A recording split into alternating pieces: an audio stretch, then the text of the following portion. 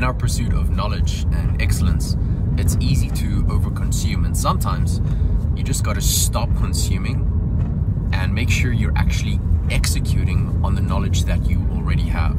So for the past week or so, I've spent hours and hours driving about nearly 2,500 kilometers around South Africa, from Cape Town to Kimberley to Dundee, Dundee to Durban, and now finally I'm back to heading to Dundee, where we are starting a new chapter in our lives. And honestly, one of the things I love most about traveling, and driving especially, is you just have uninterrupted time where you can kind of do whatever you want. And usually what I do is I learn. So I listen to podcasts or audible books. But this time was a little bit different. I decided that for most of the journey, I'm going to try and, one, be present with the people in the car, it's my family, and two, I'm going to try and spend some time just being quiet, just having some quiet time, speaking to God, and also reflecting on the knowledge that I already have and how well I'm actually executing that knowledge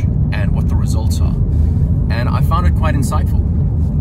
Sometimes you just got to delay the urge to consume and have the discipline to assess how well you're actually executing what you already know, and also having that brutal honesty with yourself in terms of the results and what are those areas that you maybe need to work more on, that you need to execute properly on before seeking out new information. So sometimes, rather than pursuing new knowledge, ask yourself, how well am I currently executing on the knowledge that I already have? Alex Hormozi points out 5 stages that entrepreneurs go through. So in the context of business, you are wanting to constantly find new ways of taking your business to the next level. So the first stage is informed optimism. When you find something new, perhaps a new way to grow your business, like for example, when I first discovered paid ads, you're super excited and you're like, oh my word, this has so much potential, it's going to take my business to the next level.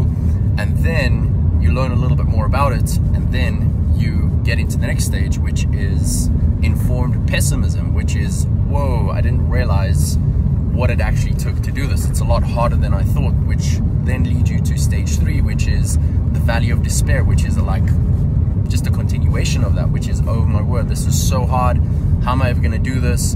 And then what most people do is they go back to stage 1 looking for something new so that they can get that hit of dopamine, where they go back to stage 1 of uninformed optimism. So they're like, okay, well, paid ads isn't going to work because it's too hard.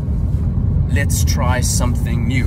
And then they go through that cycle again and again and again, never really getting to stage 4 and stage 5. And here is where the magic juice is. Stage 5 is informed optimism, because you've actually taken the time to learn how to make that thing work. Like, for example, paid ads. You've gone through the process of getting educated on how it works. You've tested out different strategies and you've found a way to make it work.